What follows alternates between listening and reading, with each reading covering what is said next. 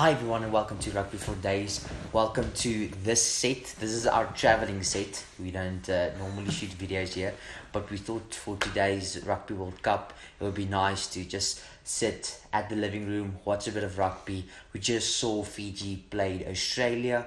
The game just finished and Australia came on top 39-21 if I'm not mistaken.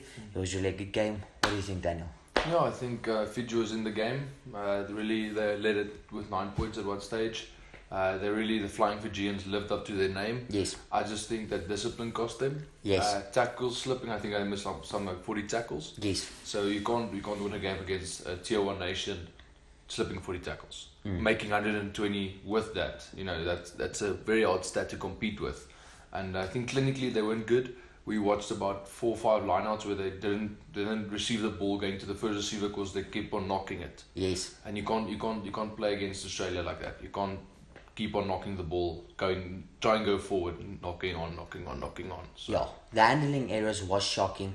The interesting fact is with the statistics is that they had one less error than Australia, which you wouldn't have thought because at the end of the game there were so many knock-ons that the hands was just terrible at that stage. But also territory and position was in the 60% for Australia. Yeah. So overall they kept ball in hand. That was the first thing. And the second thing, like you said, discipline.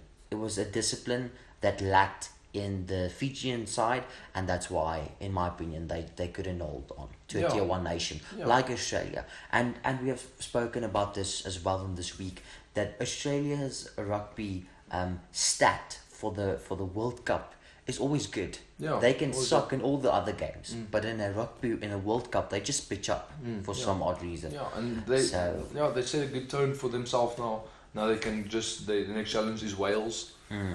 So if they beat Wales, they're through. Then they can keep a bit calmer for the rest of the games. Fiji will have to step up. If they beat Wales, it's an open pool. Yes, because I think it's going to be interesting. So Wales will really have to step up. They now the ball is in their hands literally. Yes. So that's going to be good. It's going to be interesting next couple of weeks seeing what happens in this pool. I think it's a Pool D game. So yes. It's quite going to be good. It's going to be a good game, yeah. So that's all a quick review of this game.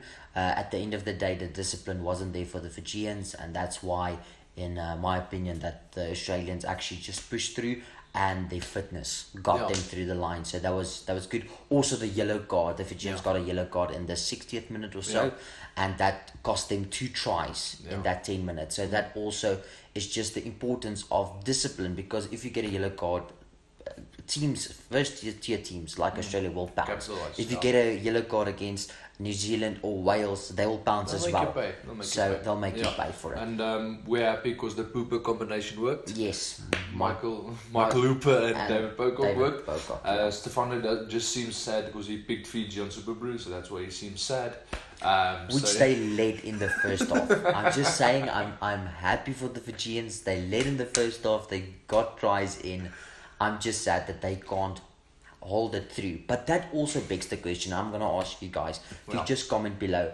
Is it fair that the Pacific Islands are only playing 30 games, roughly 30 games, in a 4-year period, where Australia, South Africa, New Zealand, first-tier teams, Ireland, Wales, teams like that, international teams, play almost 50 games in the 4-year period. So they have 20 games more of an experience than the Islander side or the Pacific side. And that I don't feel is fair, because Fiji really came out in this game, and they did compete against Australia at a good level. But they can't hold the second half.